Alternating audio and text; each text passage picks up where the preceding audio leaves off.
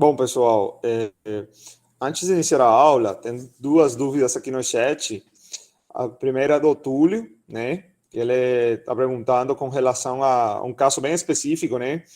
De gasificação, que é usando uma mistura vapor superaquecido e ar, né? Bom, Túlio, na literatura, você que está trabalhando nisso, o pessoal que não conhece, geralmente em inglês a gente acha Steam Biomass Ratio, né? Na literatura, os valores que são recomendáveis, né, que não, também não são obrigatórios, iniciando em 0,2, né, até 1,5, tá? Eu vou mostrar aqui um paper, eu tenho equação, né, para que fique, fique mais claro, né, porque tem pessoal que não conhece a equação, né, e é complicado tentar explicar a equação sem mostrar ela. No entanto, eu trabalhei com borra de petróleo, a equação é igual, né? Só muda o combustível, que é essa aqui, né? Então, pessoal, aqui meio que vocês, a partir dessa ração, né? Biomassa ou combustível, vapor, aqui conforme eu falei, olha, aqui também eu mencionei, né, que vai de 0,2 a 1,5 para diferentes combustíveis, borra, biomassa, carvão, né?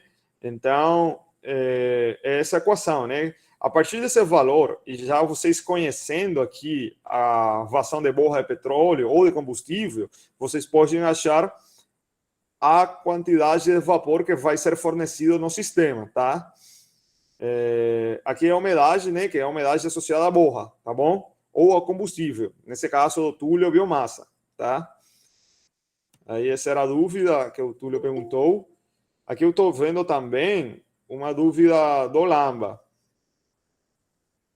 Então, Lamba, com relação aos grupos, se você achar um colega, ainda tipo assim, já tem alguns que estão trabalhando sozinhos, que já entregaram, tem duplas também, né? Já tem pessoas, são equipes de 3 pessoas, fica à vontade, se você quiser trabalhar sozinho, não tem problema nenhum. Aí tem um grupo aí de SAP, aí está no Classroom, você pode procurar, aí você pode mandar mensagem, porque agora não sei, cara, quem está com grupo e quem não está com grupo, entendeu? Aí, se você quiser. Eu acho legal também em grupo, né? Tem o pessoal do ERD aqui, o Arthur, a Caterina, o Eman, eles estão trabalhando os 3 juntos. Então, mas acho que também tem outra equipe, que são 2 pessoas, né? Mas é isso, tá? Pessoal, então, vamos lá. A ideia é interagir, né? Como a gente está fazendo agora inicialmente. Quem quiser falar, pode levantar a mão. No entanto, eu não estou olhando aqui a tela, tá? Quem tiver microfone pode falar, tá bom? Que alguém levantou a mão e tal, ou que botou alguma pergunta no chat. Vamos lá. Pessoal, nessa primeira parte da aula, eu vou dar continuidade na nossa aula 3, já é uma parte final, né? A aula passada a gente viu esses conceitos teóricos, né, de combustão, e eu mencionei a razão de equivalência, tipo assim, que é fundamental para os processos de conversão termoquímica, né? Já a gente sabe que quando é ausência de oxigênio e pirólise, para uma ração de equivalência entre 0,2 até 0,5, né? No entanto, às vezes se extrapolam esses valores, se encontra a gasificação, e para rações de equivalência, ou seja, para processos de conversão termoquímica com excesso de ar, a gente está trabalhando combustão. Então, vamos achar aqui essa ração ar combustível, né, que eu mencionei ontem, que está associada à ração de equivalência, tá? Então, vamos fazer um exercício aqui inicial. Então, é um exercício bem simples, mas é que para o pessoal que está iniciando nessa parte de conversão termoquímica, entenda um pouco. Então, o exercício é o seguinte: determine a ração ar combustível em base molar e mássica para a combustão completa do octano, com a quantidade teórica do ar estequiométrico, né?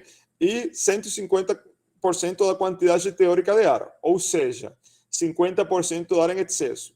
Aí a gente está observando, né, a molécula do octano, né, que é um hidrocarboneto pesado, né? Então, vamos lá, pessoal. Vamos iniciar aí com o item A, né, da parte da quantidade teórica de ar. Então, aí, inicialmente, a gente tem que considerar uma combustão completa, tá? Aqui eu vou apresentar a reação química, né? Conforme eu mencionei ontem, oxigênio, nitrogênio conformam o ar, né? Aqui a gente vai achar esses valores, tá? Que são os coeficientes estequiométricos. A corresponde ao ar, B corresponde ao coeficiente estequiométrico de dióxido de carbono e por aí vai, tá? Alguém sabe porque tem essa proporção aqui, molar, no caso do ar, né? Pode perguntar, pode escrever no chat, pode falar. E quem não souber também pode falar, pode escrever. Fiquem à vontade aí. É uma proporção para quantas moléculas de hidrogênio tem a uma molécula de oxigênio na atmosfera? Oi? Oi, é a proporção Iago, de não. quanto tem de molécula de nitrogênio na atmosfera para uma molécula de oxigênio? Sim, mas realmente, então, aí o Túlio falou mais específico, né? Complementando o que o Iago falou, o ar é considerado 79% nitrogênio e 21% oxigênio, em concentração volumétrica, mas como geralmente nós trabalhamos com gases ideais, né? Então é a fração molar, né? Fração molar de 79% de nitrogênio e 21% de oxigênio. Pessoal, isso é aproximado, tá? O ar também tem traços de argônio, mas bem pequenos, de CO2, de vapor de água, mas a gente pode aproximar do jeito que o Túlio falou e também complementando um pouco aí o que o Iago falou, tá? Então, a gente já tem essa parte aqui, né, da reação.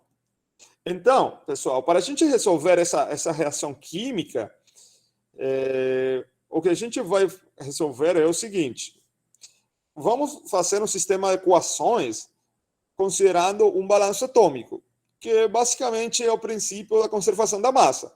Então, vamos ter uma equação para o átomo de carbono, tá?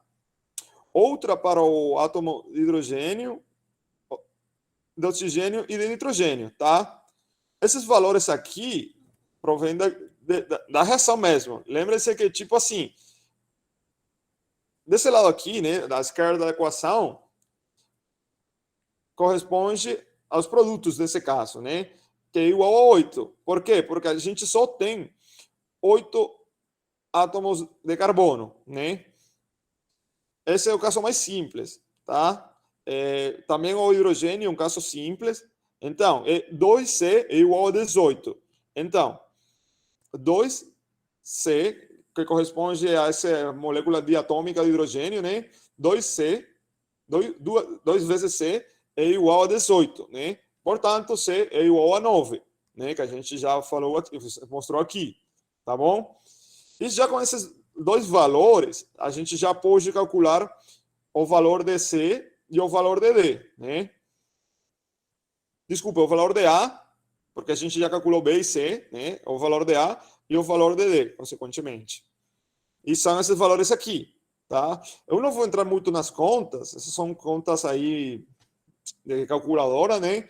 Aí vocês podem ir conferindo depois. De qualquer jeito, pessoal, eu vou disponibilizar o vídeo, os slides, então fiquem tranquilos aí.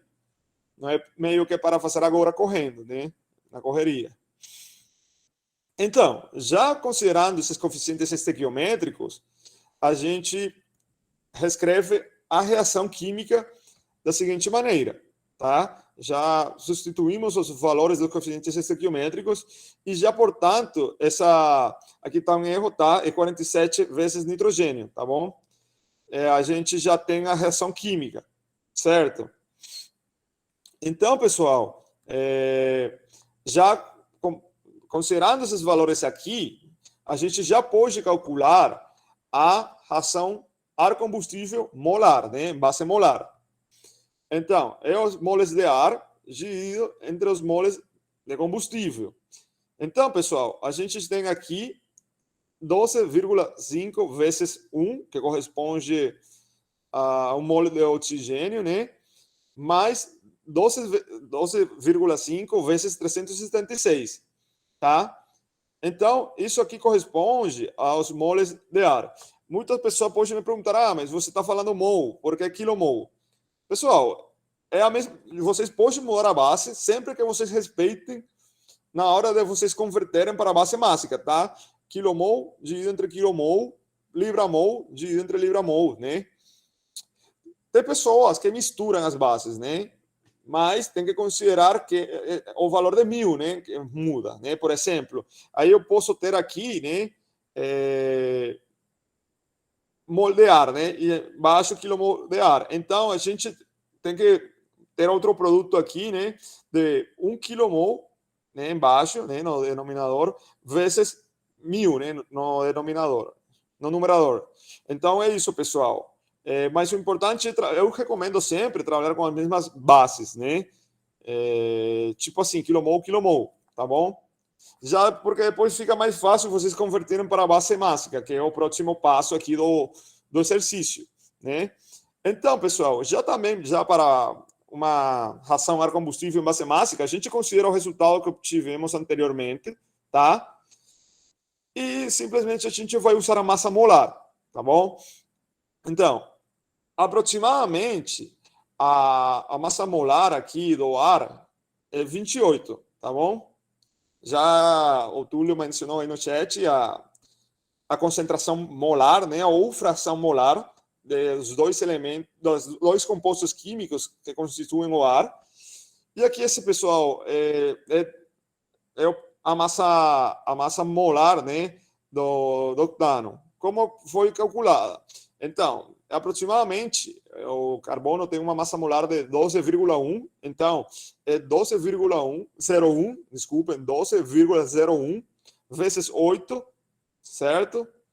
Mais 18, né, aproximadamente. Por quê? Porque a massa molar do hidrogênio é 1,007. Então, a gente pode aproximar com 1, tá? E aqui, fazendo essas contas aqui, né? Esse quilomol e quilomol ar vai embora. Esse aqui, quilomol de octano de octano vai embora. E temos aqui nossa ração ar combustível em base mássica, né? Certo? Então, como vocês acham que a ração pode ficar agora quando a gente tem ar em excesso? Alguém pode falar aí? Se alguém escrever no chat, eu não vou sair aqui da slide, pode ler o que a pessoa escreveu, tá? Como ficaria essa reação, né? Desse jeito, tipo, antes da gente iniciar, né, com a parte B do exercício, ficam os mesmos compostos químicos, ou seja, são os mesmos produtos, muda alguma coisa aqui nos reagentes. O que vocês acham? Considerando agora que a gente tem ar em excesso, tá? Você vai ter aqui também oxigênio nos produtos, né? Isso. Então, aí a gente vai produzir também oxigênio, porque está em excesso. Então, nossa reação química fica assim desse jeito. Pessoal, a gente está deixando esse 12,5 porque a gente já sabe quando é uma reação estequiométrica, né? Vamos falar assim, uma ração estequiométrica mesmo, que esse é a coeficiente estequiométrico, tá bom? Então, esse vai ser sempre o mesmo caso, sabe? Para esse combustível, tá bom? Por isso a gente manteve o 12,5.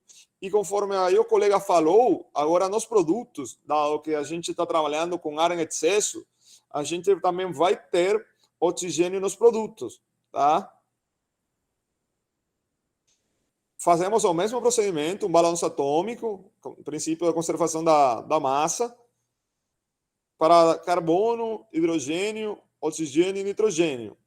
Essas aqui vocês viram que são iguais, né? Da mesma parte inicial, né? E aqui os valores mudam, tá? Então, é isso aí, pessoal. Dúvidas até aqui, comentários?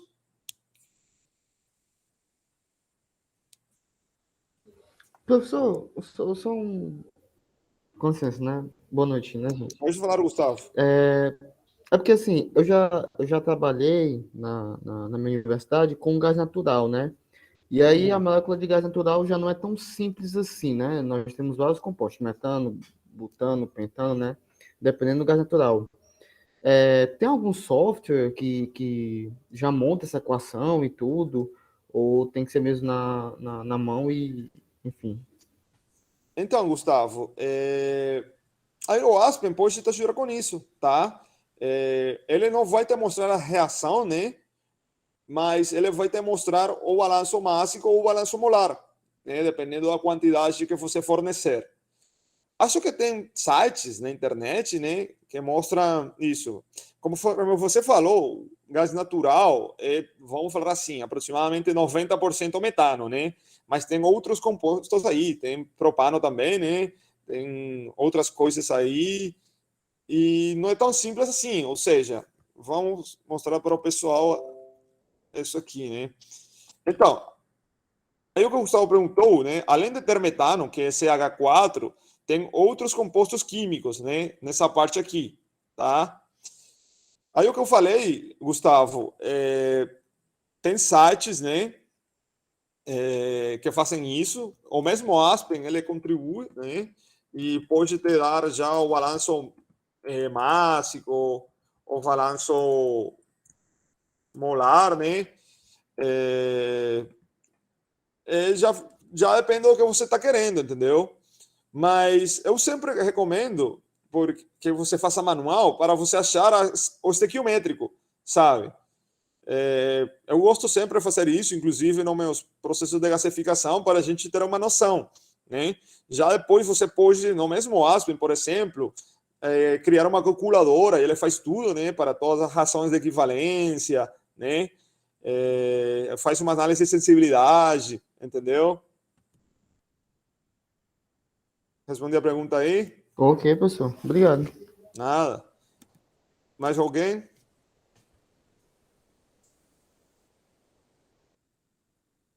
Professor, Oi.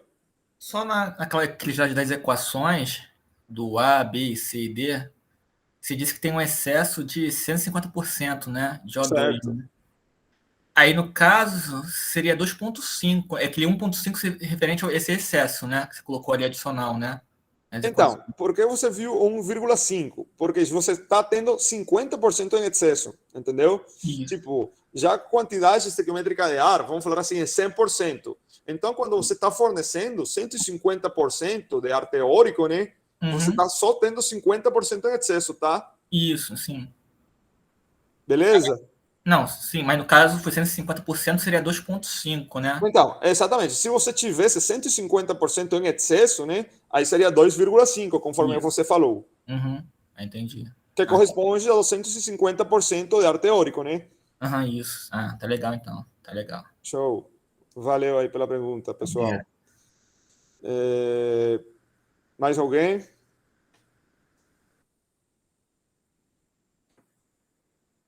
Então, pessoal, eu vou continuar aí já bem na parte final do exercício, né?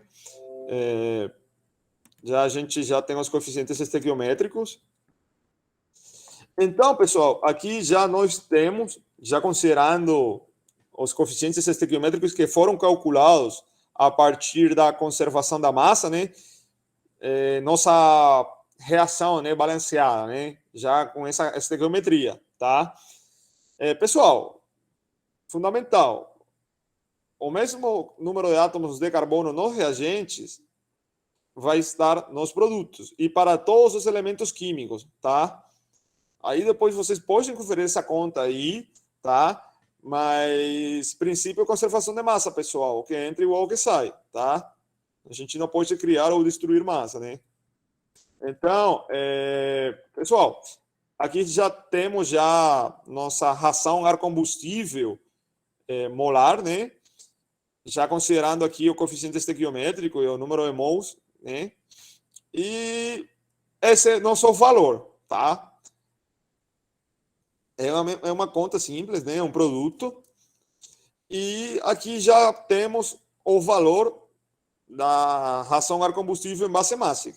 Aqui isso fica como dever de casa, né? Para vocês fazerem aí, porque já é basicamente repetir o mesmo procedimento que a gente fez, considerando a massa molar do ar e a massa molar do octano, tá? E é isso, pessoal. A gente já meio que esclareceu, né? Esses conceitos que foram introduzidos ontem de ração ar combustível.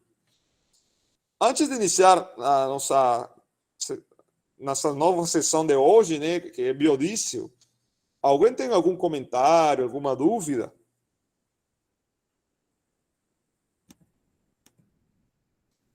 Não? Então eu vou continuar aqui, pessoal.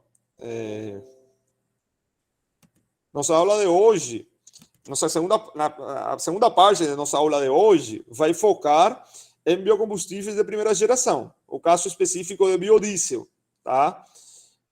Vocês sabem que o Brasil é potência, né, em cana-açúcar, em casca de palma, através dos óleos, né, também, né, dessas culturas, é possível produzir biodiesel, né?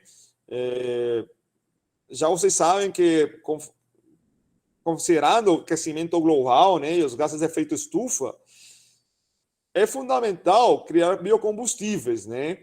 Então, já a gente conversou ontem, introduziu mais conceitos de biomassa, né?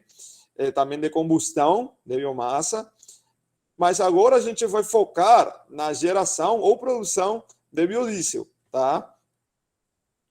Então, inicialmente, vamos falar da importância e do histórico do uso do diesel, né, e biodiesel no Brasil, tá? Os biocombustíveis, né, estão sendo projetados para suprir, né, um consumo aproximado de 10% a nível mundial, né? Já vocês sabem que o setor de transportes são os que mais geram gases de efeito estufa, né, devido aos combustíveis de origem fóssil, como gasolina, diesel, querosene, nafta, fuel oil, né, óleo combustível, etc., né? Então, já esses biocombustíveis surgiram como uma estratégia para mitigar esses gases de efeito estufa, né? E também reduzir as emissões, né, de outros poluentes, né? Já vocês sabem que quando vocês queimam, com, sei lá, diesel e motores, estão gerando NOx, né, SOx. Então, são poluentes que também estão contribuindo, né, para o aquecimento global, né? Contribuem com o aquecimento global, tá? Então, aí, essa estratégia, né, ou essa proposta de utilizar biocombustíveis em motores de combustão interna não é novo, pessoal. Tem registros, né, de aproximadamente 1900, né, no ano 1900, né, de uma exposição em Paris, que uma companhia francesa, Otto, né, usou um óleo vegetal, né, especificamente óleo de amendoim, num motor diesel. Pessoal, e os resultados foram satisfatórios, viu? Muitas pessoas não sabiam, né, que trocaram, né, o combustível convencional por um óleo de amendoim. E realmente a eficiência, o rendimento do motor, né, não foi afetado, né? No entanto, a gente tem que considerar vários fatores, né, para fornecer óleo nesse acionador primário, que nesse caso é o motor, né? Não é tão simples assim, realmente não é só fornecer o óleo, tá? Também é importante considerar certos parâmetros que a gente vai ver agora a pouco, tá? Que vai ver daqui a pouco. Então, vamos falar um pouquinho do histórico, né? Sempre é importante ter uma contextualização, né? Do uso do biodiesel, do diesel no Brasil, tá? Em 1938, pessoal, foi realizada uma pesquisa, né? Que teve um objetivo fundamental, e foi avaliar os diferentes tipos de óleo em um motor, né? Realmente não tem muita informação sobre esse paper, né, ou sobre esse estudo, vamos falar assim, porque realmente antigamente a divulgação científica era muito difícil, e mais ainda aqui no Brasil, né? Talvez já em Europa era mais fácil nessa época, tá? Mas o que mostrou, e o que dizem as pesquisas, né, é que também mostraram resultados satisfatórios, né? Aí vocês viram, né, que comparado com a Europa, né, já em Paris já eles testaram em 1900 e aqui no Brasil iniciaram ou foram reportados, né, pelo menos em 1938, tá? Então já ficou falando do contexto, né, porque a gente já está falando do diesel, biodiesel, já no contexto dos veículos, né? Então, em Brasil, a produção de veículos iniciou em 1957, né? Onde os veículos leves foram fabricados com motores Otto, né? Baseados no ciclo Otto, os quais usam como combustível gasolina. E o diesel foi reservado para veículos de carga e de passageiros, né? Os carros convencionais, por falar de um jeito, né? E a partir de 1978, pessoal, o consumo de diesel ultrapassou o consumo de gasolina, né? Já vocês sabem que são dois combustíveis diferentes, né? Com propriedades químicas e composição diferente. E então, já a gente evidenciou uma tendência já mais pelo uso do diesel no Brasil, né? Mais que a gasolina. Inclusive, hoje, para o pessoal que não é do Brasil, aqui tem muito etanol, tá? Tem pessoal que só usa etanol no carro, né? Então, já meio que essa tendência, né, de só usar o que agora combustível com maior uso, falando da gasolina, né, já isso mudou, sabem, a partir de 1978, né? E aí é oportuno mencionar, né, que conforme foram surgindo, né, diferentes tecnologias, né, de aproveitamento de biomassa, também as tecnologias para aproveitar óleos, né, para produzir biodiesel, o mercado de biodiesel aumentou, tá? Também outro fator importante, né, de usar biodiesel ou biocombustíveis em geral foi o aumento dos preços do petróleo, né? Também reduzir, conforme eu falei agora há pouco, esses gases de efeito estufa, né? E então já a gente evidenciou que a partir do ano 2010, né, aproximadamente, a participação de biocombustíveis em matrizes energéticas, principalmente aqui no Brasil, incrementou, tá? Aí na figura a gente pode observar um processo fundamental, né, que é a transesterficação. Mais na frente a gente vai conversar sobre isso. Pessoal, até aqui alguém tem dúvidas? Acho que alguém botou alguma pergunta aí no chat. Oi, Iago. Pode falar, Iago. Professor, boa noite. Um dos produtos, né, desse processo de transferificação é a glicerina. Só que, se eu não me engano, a glicerina do produto do biodiesel ela é muito impura. Então, processos como saponificação consegue reutilizar ela? Oi, Iago, boa pergunta. Sim, realmente essa glicerina, vamos falar assim, né, é a matéria-prima para esse processo dessa saponificação, né, que você mencionou, que realmente vai mais focado, né, na produção de sabonetes, né. Então, aí já você viu, o Iago já adiantou um pouquinho, né, essa parte. A gente está produzindo também como subproduto glicerina, tá? Ao qual realmente não é recomendável usar desse jeito, mas sim como matéria-prima para outros processos, tá? É verdade isso que você falou, Iago. Obrigado aí pela pergunta. Mais alguém? Antes de continuar? Tá bom, pessoal. Eu vou continuar aqui, então. Nada, Iago.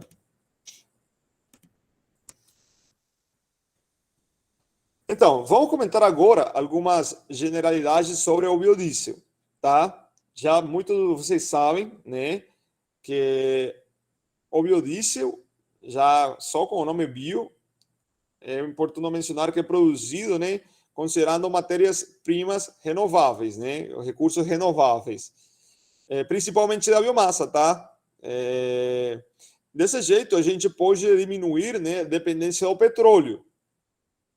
Aí, pessoal, nesse processo de biodiesel, temos uma matéria-prima, ou duas, na verdade, principais, né? Óleos vegetais ou gorduras animais. A outra matéria-prima, que a gente vai discutir daqui a pouco, são álcools, tá? O álcool pode ser metano, etano, daqui a pouco a gente vai conversar sobre isso, tá bom? Mas a matéria-prima principal pode ser óleo vegetal ou gordura animal, tá? E então, o biodiesel, né, como produto, né, pode ser usado puro, tá? Ou pode ser misturado com diesel em diversas proporções, né? Essas misturas, né, já vocês viram que, por exemplo, tem BD10, que é biodiesel a 10%, né, um diesel misturado, né, é usado geralmente em motores de indução de compressão, que são os chamados motores diesel, ou motores baseados no ciclo diesel, tá?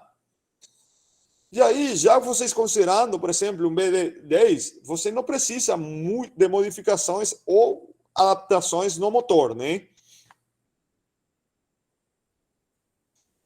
Pessoal, vamos então vamos mencionar aqui, né, a definição conforme a CTM de biodiesel.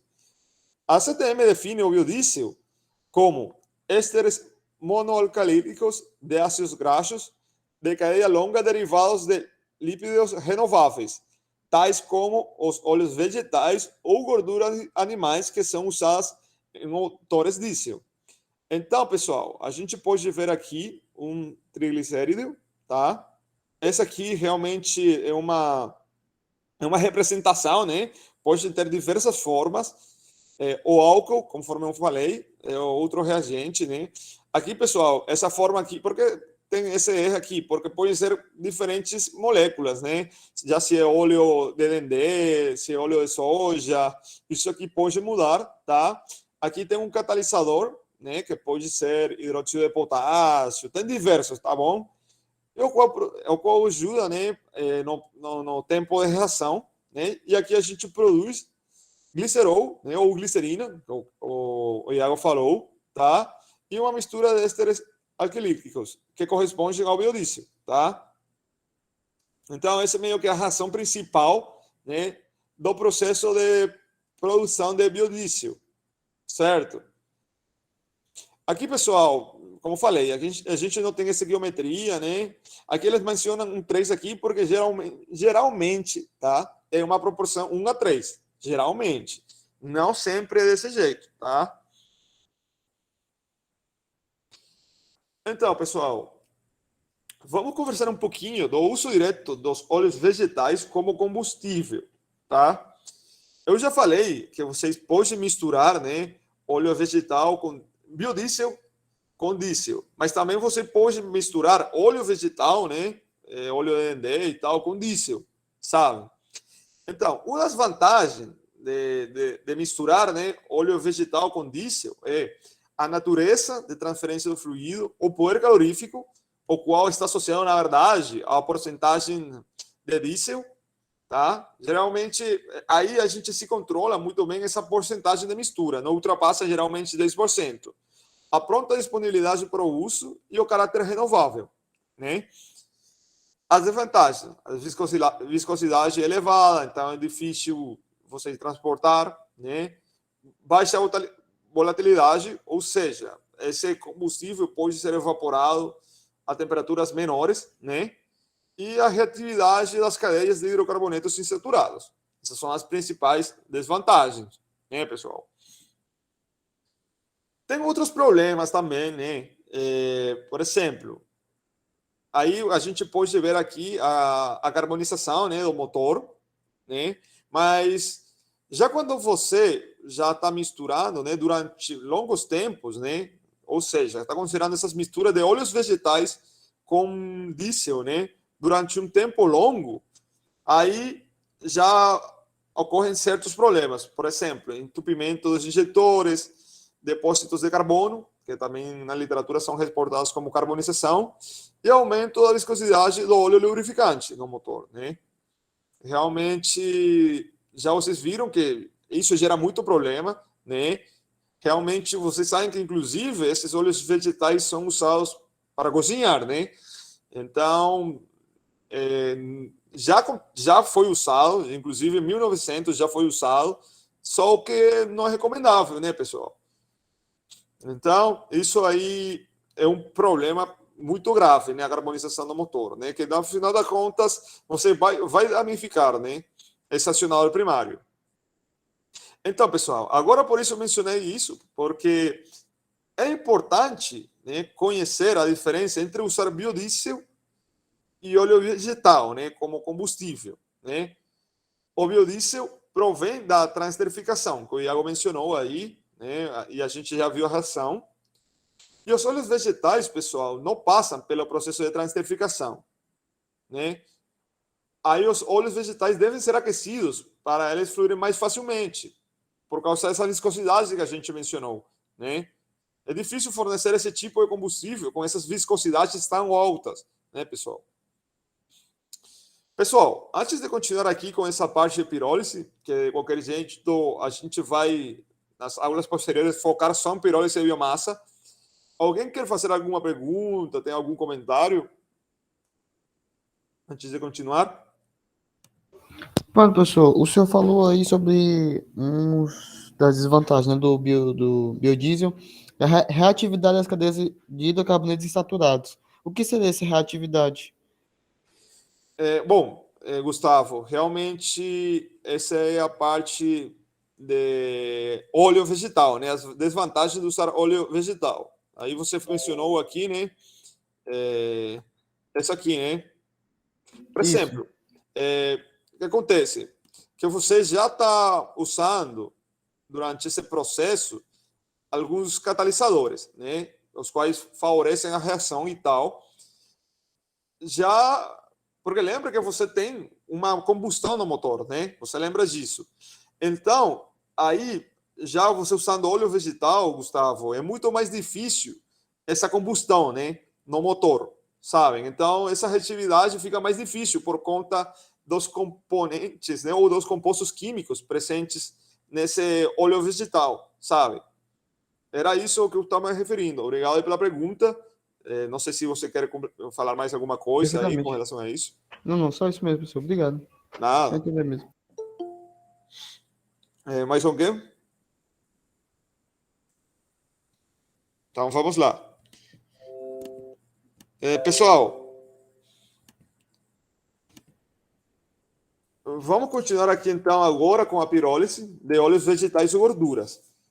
A gente já mencionou em aulas passadas e vai focar nas seguintes aulas no processo de pirólise, o qual é um processo de conversão termoquímica em ausência de oxigênio, né? Então, já vocês sabem que já a gente viu hoje combustão um pouquinho, que a gente precisava de ar, na gasificação também, conforme o Túlio mencionou aí no início, mas aqui a pirólise, pessoal, é em ausência de oxigênio e, portanto, de ar, né? Então, é um processo que foca, né, com temperaturas de 400, 500 graus Celsius para quebrar ligações químicas, né? Pessoal, a pirólise é um processo muito complexo, tá? Já vocês viram que estão envolvidas muitas reações, inclusive a modelagem da pirólise é muito mais complexa a nível cinético, tá? Que é uma modelagem de gasificação comparada com a modelagem de gasificação. E basicamente, pessoal, aqui o que vocês têm aqui do processo de pirólise, né? Que vocês fornecem, nesse caso, óleo vegetal ou gorduras animais no reator, tá? Aí vocês aquecem esse fluido de trabalho, né? Essa matéria-prima. Aí vocês vão produzir gases, né? E aí também, evidentemente, vai ser gerado char, né? Ou coque. Então, aí os gases com essas partículas, né, passam por um ciclone. Aí é formado o char mesmo, ou biochar, tá? Aqui, pessoal, a gente passa pelos condensadores, né, para produzir o bioóleo, tá? Inclusive, pessoal, tem precipitadores eletrostáticos que favorecem esse negócio, banho-maria também, né? Esse banho aqui com gelo também, né? Favorecem a condensação. Os condensadores, o banho com gelo e os precipitadores eletrostáticos conduzem a produção de bioóleo ou óleo pirolítico, tá? E aqui, pessoal, finalmente a gente libera, né, gases não condensáveis, como metano, CO2. Esses gases aqui podem ser usados, né, como fluido de trabalho para aquecer outros processos, né, pessoal? Pessoal, antes de mostrar aqui essa reação, né, que até a gente fica com medo, alguém tem alguma pergunta, pessoal?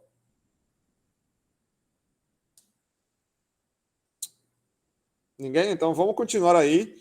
O que eu falei, pessoal. Imagine vocês terem uma biomassa, né? Já vocês conhecem a composição, né, da biomassa e a fórmula empírica. Por exemplo, C com carbono, hidrogênio, oxigênio, nitrogênio, inclusive às vezes com enxofre, né?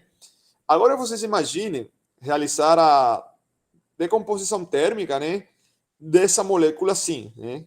Que inclusive é maior, né? Porque tem um radical aqui, né? É muito difícil vocês realizarem o craqueamento. Se já vocês sabem que na biomassa, na etapa de pirólise, já vocês geram muito voláteis e, portanto, tem muitas reações envolvidas, vocês já podem imaginar a quantidade de reações com um óleo vegetal ou com uma gordura animal, né? Já vocês produzem muitas moléculas complexas, né? Que elas vão reagir ao mesmo tempo. E por isso, pessoal, geralmente os estudos cinéticos da pirólise estão focados em uma, duas ou três etapas, né? É muito difícil, né, avaliar tantos compostos químicos, né, tantas reações, né? Mas já tem pessoal, né, que piroliza esses óleos, né? Que o foco é produzir biochar, bioóleo, e que realmente o foco não é estudar a cinética, né? O foco é produzir esses bioprodutos, né? Pessoal, aqui eu vou mostrar um pouquinho, né, tipo, um trabalho, né, que realmente essa tabela corresponde ao trabalho desenvolvido por Schwartz, né? Eles verificaram, né, a possibilidade de obter diesel a partir da pirólise de óleo de soja, né? Ou seja, pirólise de um óleo vegetal, né? Esse bioóleo, né, foi decomposto, né, e depois foi borbulhado com ar e nitrogênio, né? Eles também usaram óleo de girassol para controlar a elevada quantidade de ácido oleólico, tá? Então aqui a gente pode observar os resultados. Vamos falar assim, né, que com soja a gente pode obter uma menor quantidade de alcanos, né, mas um pouquinho maior de oxenos, né? Mas vocês viram que esses dois são os principais, né? Vocês sabem que o alcano está metano, propano, butano, etano, etc., né? Aqui eteno, propeno, né? Buteno, etc., né? Aí, para o pessoal que pode perguntar o que é o alcano, são cadeias com enlaces simples, né? Já quando vocês têm acenos, são enlaces dobles, né? Duplos, né? Quer dizer, enlaces duplos, né? Então, a molécula, né, desse hidrocarboneto tem uma ligação mais forte, né? É difícil você quebrar uma molécula, né, dessa, por exemplo, de um eteno, tá? Então, isso era meio que para a gente observar, né, a proporção dos compostos químicos, né, na verdade, de grupos funcionais, por falar de um jeito, do bioóleo que foi produzido a partir da pirólise de óleo de soja, tá? Tem outro estudo também, né, que mostra o rendimento do bioóleo, considerando óleo de giração como matéria-prima, né? Considerando as diferentes temperaturas de pirólise, tá? Então, aqui a gente pode evidenciar também, pessoal, a influência do catalisador, né? Porque além de acelerar a reação, né, maior quantidade, né, ou maior concentração maior pureza de hidróxido de potássio, favorece na produção, né, de bio-oil. Pessoal, o bio-oil é o principal produto da pirólise, tá? E a pirólise rápida foca mais nisso, sabe? Na produção de bio-oil. Já a pirólise já lentas já foca mais na produção de biochar, tá? Mas realmente, já dependendo do foco, né, da pesquisa, a pessoa pode focar já mais pensando no bio-oil, né, como uma opção através da pirólise rápida, tá? Pessoal, antes de iniciar a esterificação, alguma dúvida?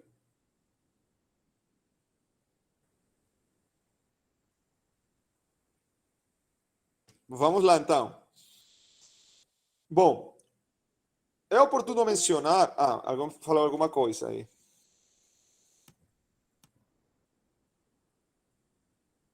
Não, alguém saiu.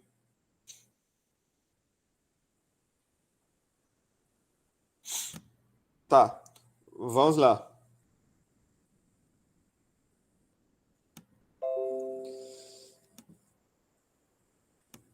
Pessoal, o processo usado, né, para produzir biodiesel, já falei que é a transesterificação. Porém, a esterificação é aplicada, né, em combinação com a transesterificação para aproveitar os subprodutos, né, ácidos graxos ou matérias-primas de baixa qualidade para potencializar a produção de biodiesel, né? Já nós falamos que a gente está produzindo através da transesterificação um glicerol, né, ou glicerina, tá? E esse subproduto pode ser aproveitado também em outra reação, né? Então, vamos aqui mencionar um pouquinho, né, a reação de esterificação. Ela envolve, né, um ácido graxo livre com um álcool, né? Pode ser metanol, etanol, né? E o qual vai produzir estes ácidos graxos, né? E também água, né? Essa reação aqui, pessoal, é conhecida como esterificação de Fischer. Eu acho que esse cientista Fischer é diferente ao Fischer-Tropsch, né? Aquele que contribuiu com Fischer-Tropsch. Eu acho que são dois cientistas alemães diferentes, se não me engano, tá?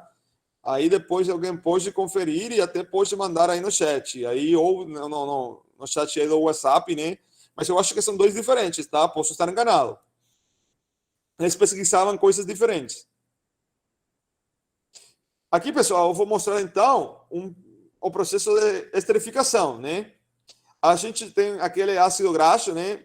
Nesse caso, DND, tá? É fornecido um reator de agitação, né? A gente já vai ver nos casos de Aspen Plus ou CCTR, tá? É resfriado, né? Os produtos do reator são resfriados. Aqui tem um separador, pessoal. Aqui já tem a fase de metanol e aqui tem um metil éster de ácido graxo, né? O qual passa pelo evaporador por uma unidade de purificação. Aqui já o separador retira, né, as impurezas. Ocorre uma lavagem. Novamente o separador para retirar efluentes líquidos, tá? E finalmente o evaporador. E aqui é produzido o biodiesel, né? Esse é um processo, é uma representação esquemática, né, do processo. Realmente tem outros equipamentos, geralmente, às vezes são mais complexos, né? Mas a esterificação, né, tá focada nisso, tá? Pessoal, alguma dúvida até agora?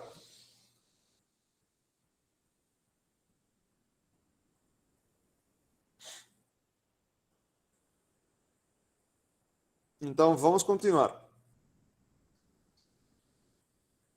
Pessoal, a gente já sabe, né, que o diesel tem uma estrutura molecular, né, conforme a composição química, né, e ela é realmente representada por uma cadeia de cetano convencional, né, que pode ser assim, né, diesel fóssil, né, que é um cetano, né, que corresponde a C16H34, né.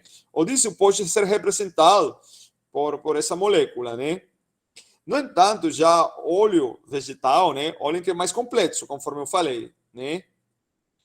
olhem que a estrutura química é muito mais complexa, né? Aqui também, então, a gente pode ver, né, a molécula do biodiesel, né? Então, já vocês viram que são combustíveis totalmente diferentes, né, pessoal? Por exemplo, não é a mesma coisa vocês fornecer essa molécula aqui, né, que fornecer um biodiesel, né? Aqui está o diesel em forma de hidrocarbonetos, tá? Essa aqui é uma representação, né, a qual corresponde a isso aqui, tá, pessoal? Então, aí a gente está vendo a diferença entre o diesel, biodiesel etílico, né, o qual considera como o etanol, né, como matéria-prima, e aqui o metílico que considera metanol, tá? E a diferença aqui de uma molécula de óleo vegetal que é muito mais complexa, né? E que já a gente falou que é muito mais viscosa também, né? Então, aqui vamos comparar um pouquinho, né? As propriedades, né, do diesel e do biodiesel. Aqui, o diesel é considerado um hidrocarboneto, conforme eu mencionei, tá? O biodiesel é um metiléster, né? Ela pode encaixar nesse grupo funcional, né? E olhem que tem valores similares em densidade. Em ponto de fulgor também. Desculpem, em ponto de fulgor, olha que é diferente. Isso aqui eu vou falar mais na frente, tá? Esses valores aqui, porque aqui o biodiesel é maior, né? O ponto de ebulição, né, é similar, né? No entanto, o biodiesel tem alguns compostos mais voláteis, né? A porcentagem de água e sedimento, ponto de fluidez, viscosidade, o biodiesel é um pouquinho mais viscoso, né? O teor de cinzas, o teor de enxofre. Isso aqui, pessoal, já tem legislação, tá? Por isso também é importante mencionar isso. Correção ao cobre, o poder calorífico, né? O biodiesel tem um poder calorífico inferior, mas na frente a gente vai conversar sobre isso. O número de cetano, né? Isso aqui é um fator fundamental, né, para os combustíveis que vão ser fornecidos em motores. E o resíduo de carvão, né? Ou carbono. Realmente pode ser char, coke, né? Então, pessoal, todas essas propriedades vão ser analisadas, né, uma por uma, né? Pessoal, já nesse ponto, vamos falar um pouco das matérias-primas, né, para você produzir biodiesel, né? A gente tem óleo vegetal e também tem álcools. Então, vamos iniciar aí pelos óleos vegetais e gorduras animais, tá?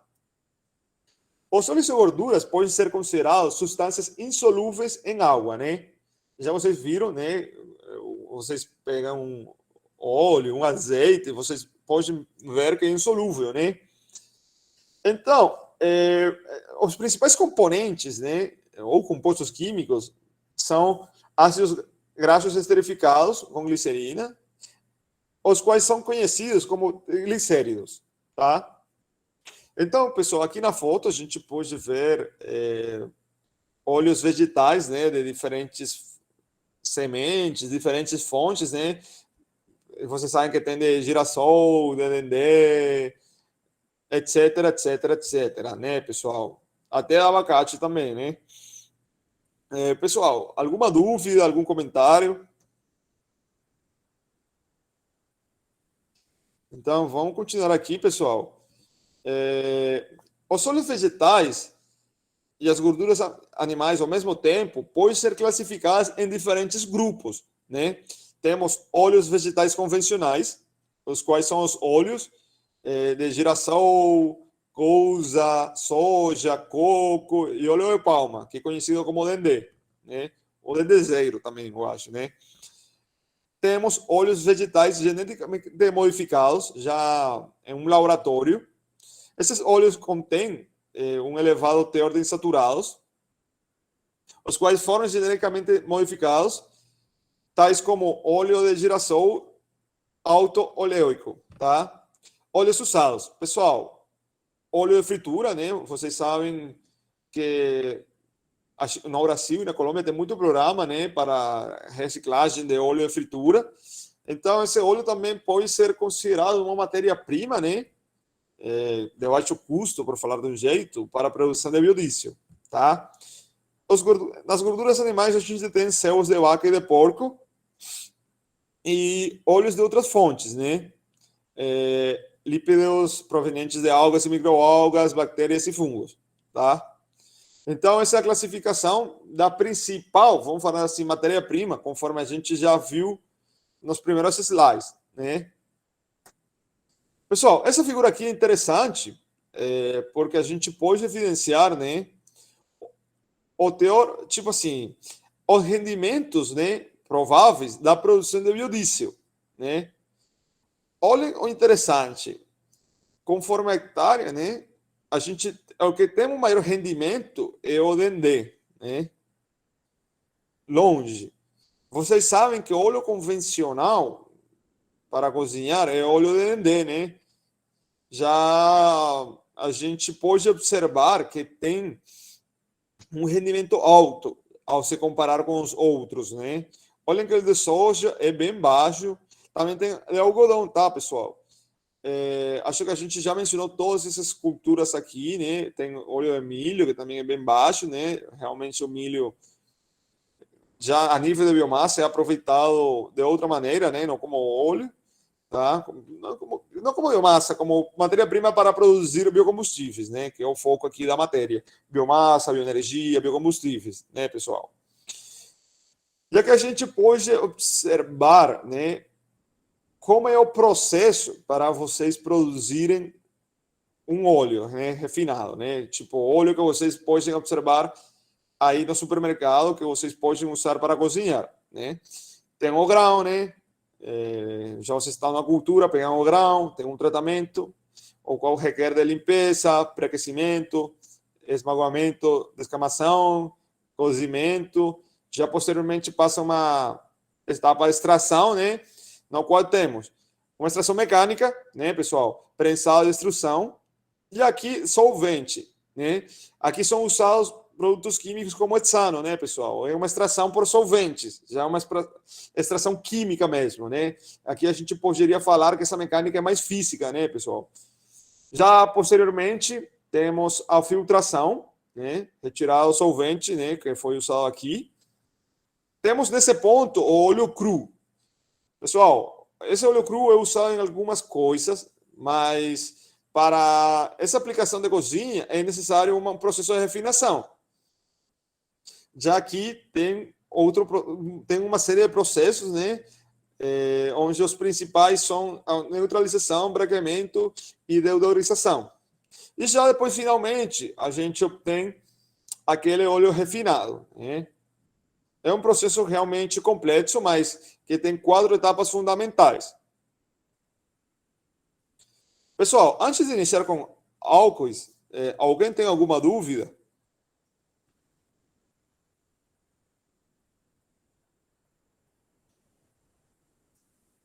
Algum comentário? Ninguém? Então, vamos lá.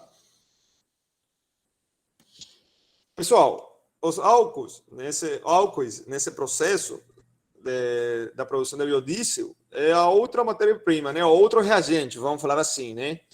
Esses álcoois podem ser definidos como substâncias alifáticas monohídricas, as quais possuem de 1 a 8 átomos de carbono, né?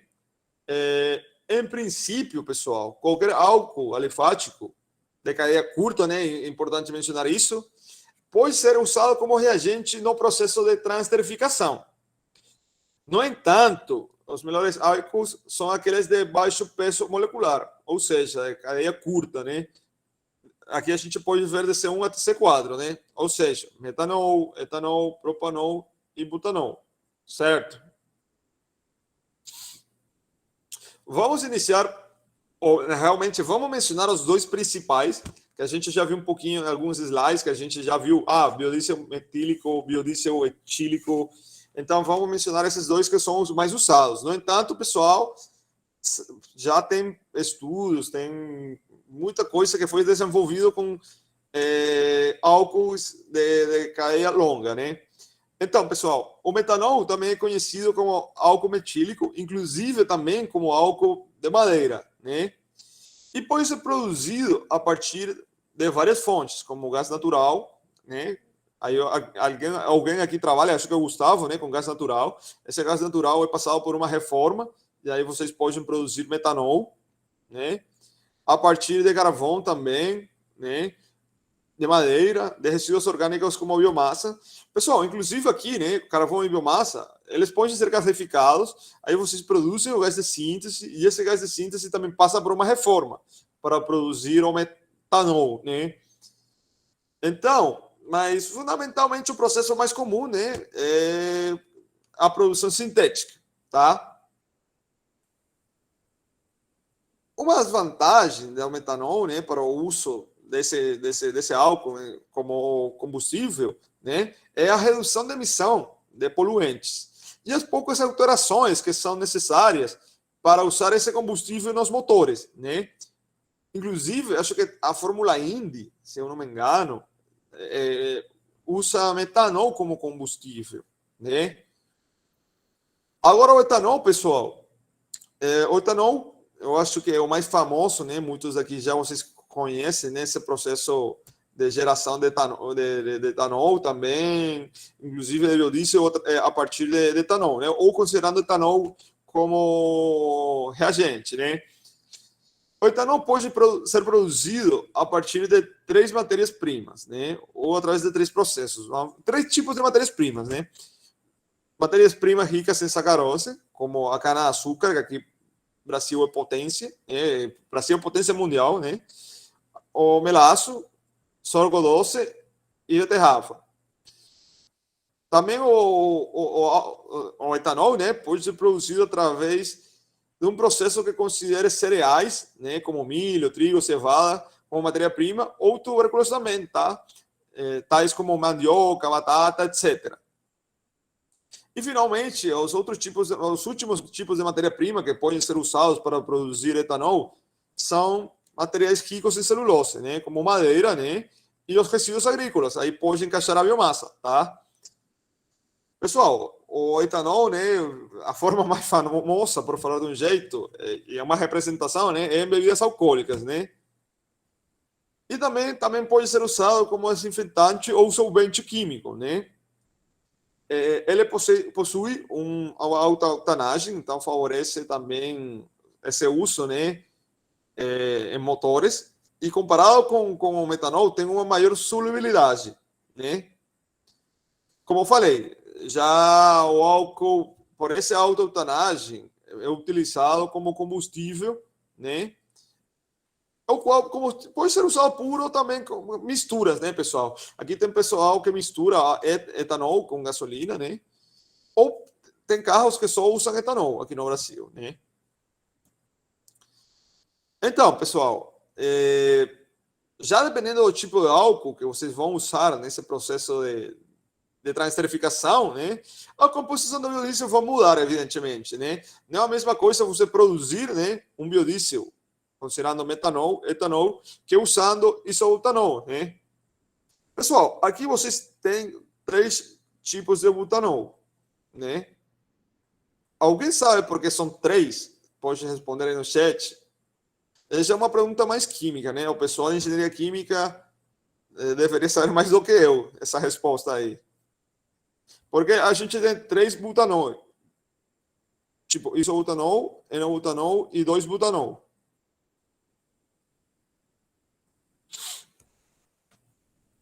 Pode escrever, pode falar, fiquem à vontade aí.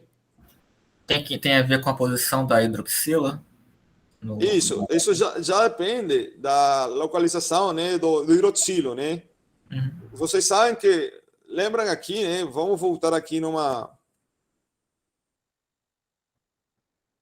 cadeia, né? Por exemplo, o radical OH, né, que corresponde a hidroxilo, em 2-butanol está no número 2, né?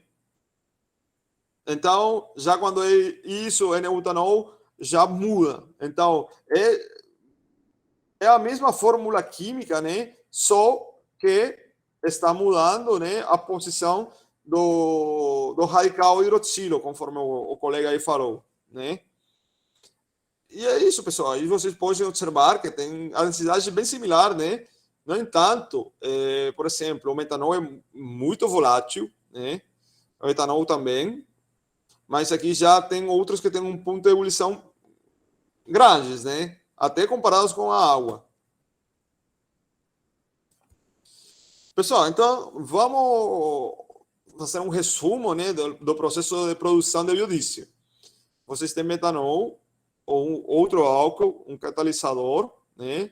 Aqui vocês misturam isso e fornecem. É importante, né, mencionar que o catalisador é misturado com o etanol antes, tá?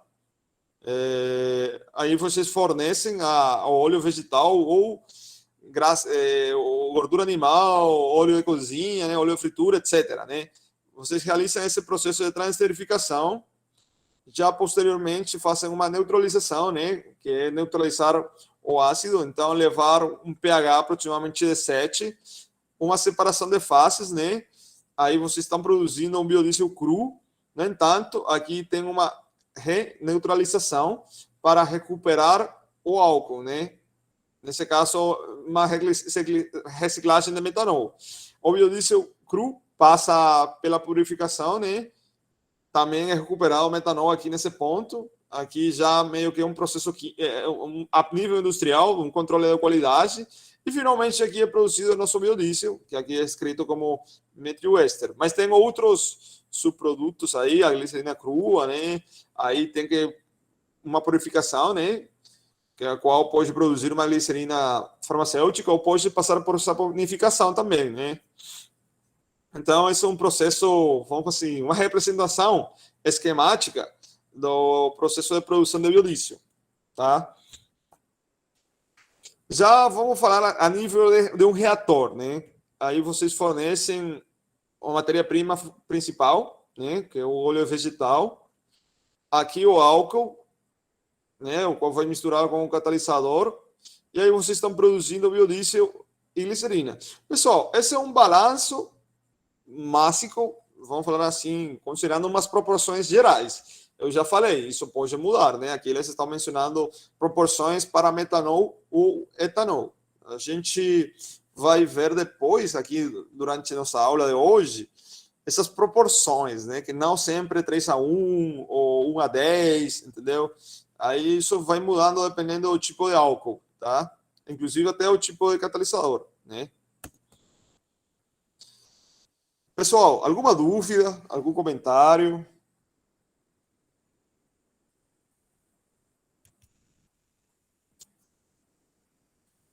Então tá, vamos analisar um pouco os diferentes parâmetros que podem influenciar na produção de biodiesel.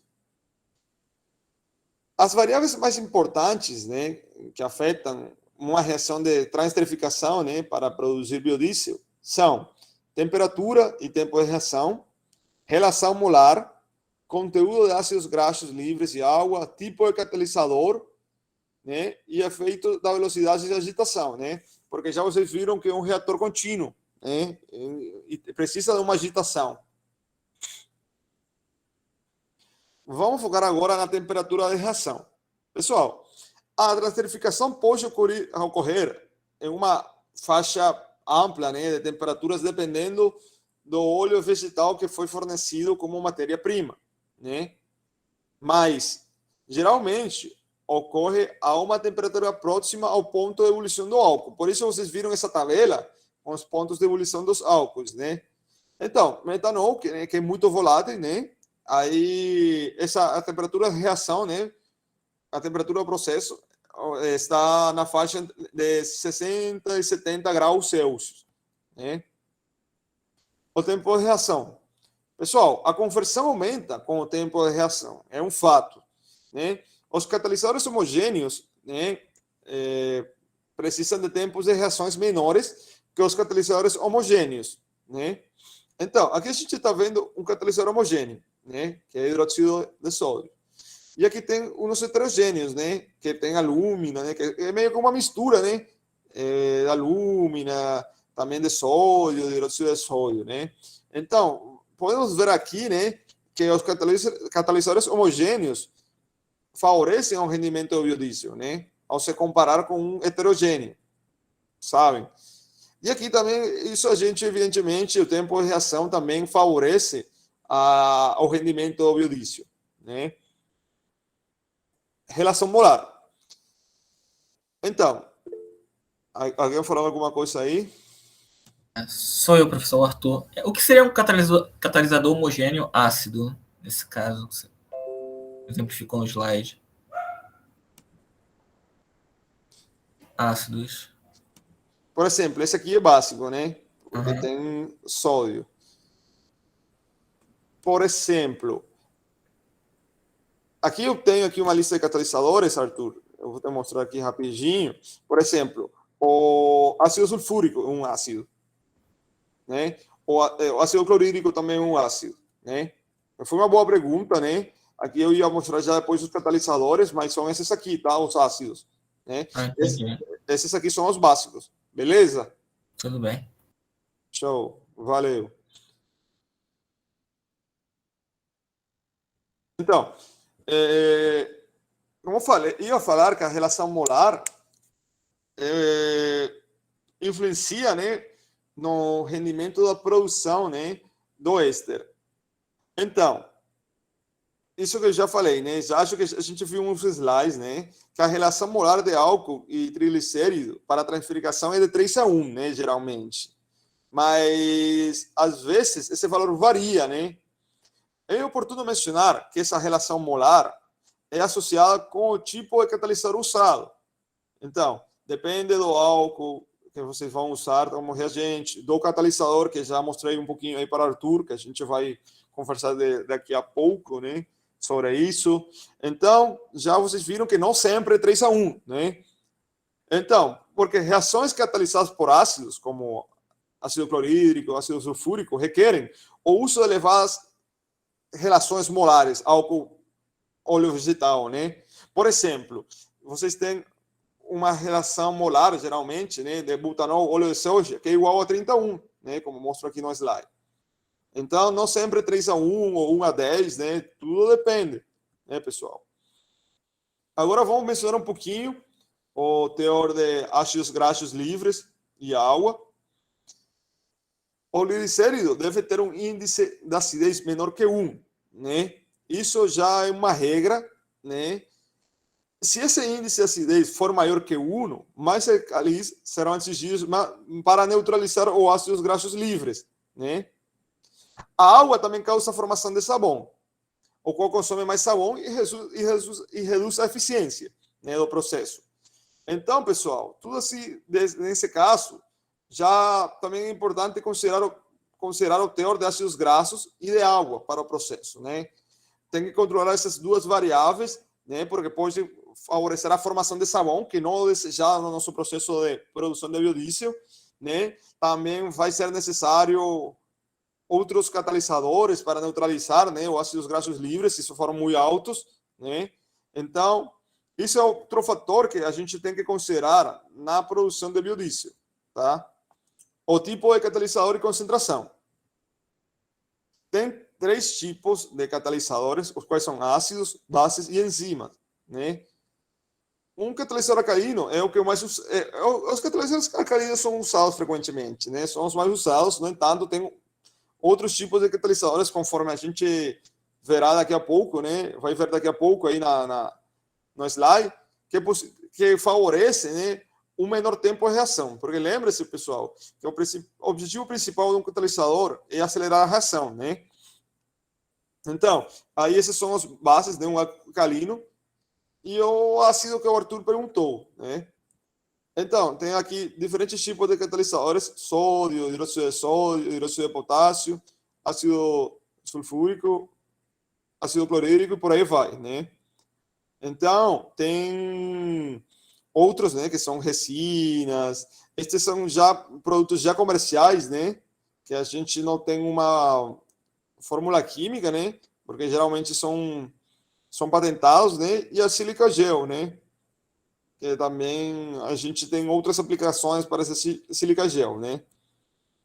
Então, pessoal, o que a gente falou, depende do tempo de reação. Olha que nesse tempo aqui, de 16 a 32 minutos, para esses catalisadores alcalinos, né, a gente tem um rendimento de quase 100%, né, e a gente precisou só de 32 minutos no máximo. No entanto, para os ácidos, né, e algumas enzimas, a gente tem maiores tempos, altos tempos de reações, né, e o rendimento não é tão bom, já vocês viram. Por isso os catalisadores alcalinos são mais usados, né, pessoal? Inclusive tem rendimentos que não são medidos, né?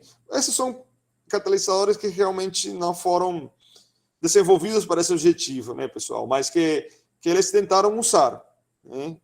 Sei lá, a indústria, os pesquisadores, né? Agora vamos falar do efeito da velocidade da agitação, né? A gente já sabe que é um reator CCTR, né, de tanque agitado. E é importante mencionar que os álcoois não se dissolvem com os triglicéridos a temperatura ambiente, né? Assim, a mistura deve ser agitada para permitir a transferência de massa, né? Para aumentar essa temperatura também, né? Consequentemente. Então, uma mistura eficiente dos dois reagentes é fundamental para conseguir uma conversão do óleo, uma conversão ótima, né, alta na medida possível, né? A gente sempre vai querer convertir todo na medida possível, né, dessa matéria-prima toda, em um menor tempo de reação, né, pessoal? Porque se vocês têm um alto tempo de reação, vocês vão requerir mais requerimentos energéticos, né? Então, já vocês viram que a gente tem que brincar, né, com o catalisador, com o tempo de reação, com a temperatura ao mesmo tempo, com o tipo de álcool, né? É um processo que a gente tem que considerar muitas variáveis, né? Agora vamos conversar um pouquinho sobre as propriedades físico-químicas do biodiesel, né? Porque, pessoal, já a gente viu o processo de produção de biodiesel, né? Mas também é fundamental nós analisar as propriedades físico-químicas desse produto, né? Então, já falei que as propriedades do biodiesel, né, vão depender de todos esses parâmetros que a gente viu, né? Também da natureza do óleo, né? Já a gente falou, o tipo de álcool, o tipo de catalisador, mas também qual tipo de óleo ou gordura animal você está usando, né? Tudo isso vai influenciar nas propriedades físico-químicas desse biodiesel. Vamos iniciar pela densidade. A gente pode considerar que a densidade do biodiesel está na faixa entre 0,87 e a 0,89, né? Considerando que todos esses biodiesels são produzidos considerando como matéria-prima óleo vegetal ou gordura animal, tá? Então, essas duas matérias-primas são menos compreensíveis e mais densos que um diesel convencional, né? Um diesel fóssil, tá? Viscosidade. Pessoal, é importante analisar a viscosidade, pois essa variável afeta a atomização, do combustível quando ele é fornecido na câmara de combustão, né, do motor, né? Porque lembre-se que a gente está considerando um biodiesel, o qual vai ser usado como combustível, né? Então, já essa viscosidade, né, pode afetar a câmara de combustão e também pode influenciar na formação de depósitos no motor, né? Então, quanto maior for a viscosidade, maior será a possibilidade de vocês terem problemas na injeção da câmara e também vão formar mais depósitos no motor, né? A viscosidade desses óleos vegetais é aproximadamente de uma ordem de magnitude inferior, né, àquela do óleo vegetal que é de origem. Ou seja, a viscosidade do biodiesel sempre vai ser menor que a viscosidade do óleo que você usou como matéria-prima, tá? O número de cetano. A gente já conversou, viu numa tabela onde eles mencionavam o número de cetano. O número de cetano é uma maneira na qual você pode estudar a facilidade, ou que indica, na verdade, o número de cetano indica a facilidade com que um combustível pode entrar em ignição por compressão, né? No motor, evidentemente, né? O número de cetano alto pode facilitar a inflamação do combustível quando ele for injetado no motor, e quanto mais elevado esse número de cetano vai ter uma maior eficiência, né, o combustível. Geralmente, pessoal, o biodiesel tem um número de cetano maior que o diesel convencional, né? O qual está associado aos altos teores de oxigênio presentes no biodiesel. E, portanto, já vocês viram que os ônibus, os carros que operam com biodiesel são mais silenciosos, né? Comparados com que usam diesel convencional, né? Então, esse número de cetano maior, esse alto teor aí de oxigênio do biodiesel, favorece a motores mais silenciosos, né? Agora vamos falar um pouco do comportamento a baixa temperatura. Sempre tem um medo, né, associado à temperatura no qual esse combustível pode ser congelado, né? Então, quando nós temos temperaturas baixas, né, as parafinas de alto peso molecular, que realmente são alcanos, né, do diesel, já tipo contidas no diesel fóssil, são precipitadas em forma de cristais. E elas ficam suspensas, né, numa fase líquida, a qual está composta principalmente por parafinas de baixo peso molecular e por substâncias aromáticas, como o benzeno, né?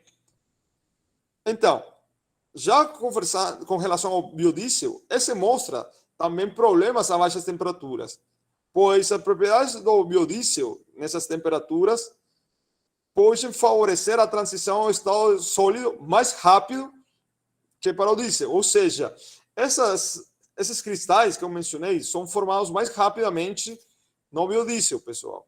Então, também não é bom vocês terem esses biodiesel a baixas temperaturas, né? O ponto de fulgor. Eu falei numa tabela que eu ia explicar depois, ou seja, agora, né? O que é o ponto de fulgor? Esse pode ser definido como a temperatura na qual o combustível inicia a combustão ao entrar em contato com uma fonte de energia externa, que pode ser ar, que pode ser calor, né, também. Porém, o ponto de fulgor não é suficiente para que a combustão seja mantida, né? Assim, o ponto de fulgor é uma característica muito importante desde o ponto de vista de segurança, né? Tipo, porque é fundamental conhecer o ponto de fulgor para o armazenamento e o transporte do biodiesel. Já falando de valores, o ponto de fulgor do biodiesel é de 150, né? É maior, evidentemente. Isso está associado à composição química do biodiesel. Enquanto que o diesel 2, né? Tipo 2, o ponto de fulgor é igual a 77 graus Celsius, né, pessoal? Vamos falar um pouquinho agora do poder calorífico do biodiesel, né? E podemos observar que o biodiesel tem um teor energético, ou seja, um poder calorífico inferior ao diesel D2, né? Já diversos estudos mostraram que o biodiesel aumenta, tipo assim, está associado a um aumento de consumo no motor, ou seja, que você vai precisar consumir mais biodiesel ao ser comparado com um diesel fóssil, né? Isso também está associado ao poder calorífico, pessoal. Aí a gente vai ver também aqui um pouco, né? O poder calorífico do diesel 2. Já podemos observar, né, que esse diesel 2 tem um PCS, poder calorífico superior. Ontem já nós vimos a diferença entre um poder calorífico superior e inferior, né? E aqui podemos ver que o diesel 2 tem um PCS quase de 45, né? Enquanto que os biodiesel, né, produzidos a partir desses diferentes óleos, tem 41, 40, 39, por aí vai, né? E, evidentemente, esse biodiesel tem um PCI maior que o óleo de origem, né? Ou seja, que a matéria-prima, né? Professor, Oi. a combustão do diesel, ela vai ser feita da mesma forma do biodiesel, porque a do diesel é por compressão, né? O calor do ar comprimido. Então, com relação à combustão, já você lembra que você já tem uma composição química diferente, né? Para a combustão, você precisa de excesso de ar, né?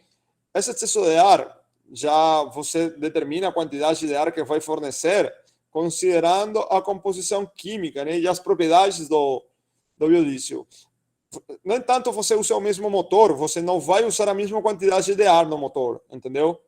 Tipo assim, se você me pergunta, o processo de combustão é igual? Sim, é um ciclo termodinâmico, né? O ciclo Otto, o ciclo diesel. No entanto, a quantidade de ar vai mudar, né?